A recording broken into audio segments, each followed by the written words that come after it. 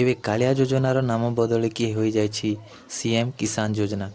ତ ଏହି ଯୋଜନାରେ ପ୍ରତ୍ୟେକ ଚାଷୀଙ୍କୁ ମିଳିବ 5,000 ଟଙ୍କା। ତ ଏହା ଆପଣ କେମିତି ଆବେଦନ କରିବେ, କ'ଣ ସବୁ ଡକ୍ୟୁମେଣ୍ଟ ଲାଗିବ ଓ କେବେଠାରୁ ଆବେଦନ କରିବେ, ସବୁ ଜିନିଷ ଏହି ଭିଡ଼ିଓରେ ଡିଟେଲରେ କହିବି। ତ ଚ୍ୟାନେଲକୁ ସବସ୍କ୍ରାଇବ୍ ଓ ଭିଡ଼ିଓକୁ ଲାଇକ୍ କରିଦିଅନ୍ତୁ। ଜୁଲାଇ ମାସ 25 ତାରିଖରେ ରହିଥିଲା ଆମର ରାଜ୍ୟ ବଜେଟ୍, ଯେଉଁଥିରେ କି ଆମ ନୂଆ CM ମୋହନ ଚରଣ ମାଝୀ ବହୁତ ଗୁଡ଼ିଏ ସ୍କିମ୍ ଆଣିଛନ୍ତି ଓ ପୁରୁଣା ସ୍କିମ୍କୁ ତାକର ଖାଲି ନାମ ଚେଞ୍ଜ ହୋଇକି ରିପ୍ଲେସ୍ କରିଦେଇଛନ୍ତି। ସେଥିମଧ୍ୟରେ ହେଉଛି କାଳିଆ ଯୋଜନାର ସ୍କିମ୍ର ନୂଆ ନାମ ହେଲା CM କିଷାନ ଯୋଜନା। ତ ଏଥିରେ ପ୍ରତ୍ୟେକ ଚାଷୀ ଯେଉଁମାନେ କି ଆବେଦନ କରିବେ ତାଙ୍କୁ ମିଳିବ 5,000 ଟଙ୍କା ଲେଖାଏଁ।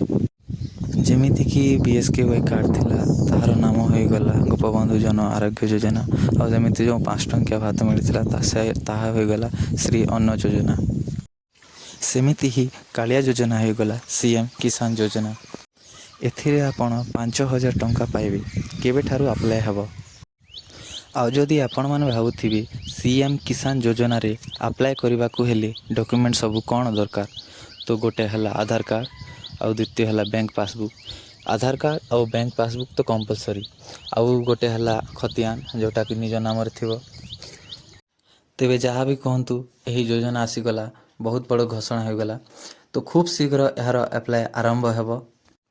କାଳିଆ ଯୋଜନାରେ ଯେମିତି ୱେବସାଇଟ୍ ଥିଲା ଆପ୍ଲାଏ କରିବା ପାଇଁ, ସେମିତି ହିଁ ୱେବସାଇଟ୍ ଏଥିରେ ମଧ୍ୟ ହେବ।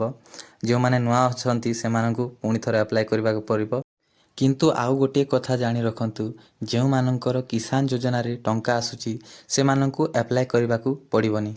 କାହିଁକି ନା କିଷାନ ଯୋଜନାର ଡାଟା ଅଟୋମେଟିକାଲି CM କିଷାନ ଯୋଜନା ପୋର୍ଟାଲକୁ ଅଟୋମେଟିକାଲି ଆସିଯିବ, ଯାହାଫଳରେ ଆପଣଙ୍କୁ ପୁଣି ଥରେ ଆପ୍ଲାଏ କରି ହଇରାଣ ହେବାକୁ ପଡ଼ିବ ନାହିଁ।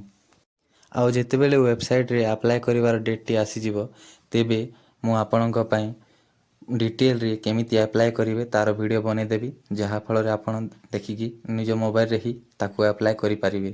କୌଣସି CSC ସେଣ୍ଟର କିମ୍ବା କମ୍ପ୍ୟୁଟର ସେଣ୍ଟରକୁ ଯାଇକି ଟଙ୍କା ଖର୍ଚ୍ଚ କରିବାକୁ ପଡ଼ିବ ନାହିଁ। ତ ଚ୍ୟାନେଲଟିକୁ ସବସ୍କ୍ରାଇବ୍ କରିକି ରଖନ୍ତୁ ଓ ପାଖରେ ଥିବା ବେଲ୍ ଆଇକନ୍ଟିକୁ ପ୍ରେସ୍ କରିଦିଅନ୍ତୁ ଓ ଏହାକୁ ସେୟାର ମଧ୍ୟ କରନ୍ତୁ। ଧନ୍ୟବାଦ।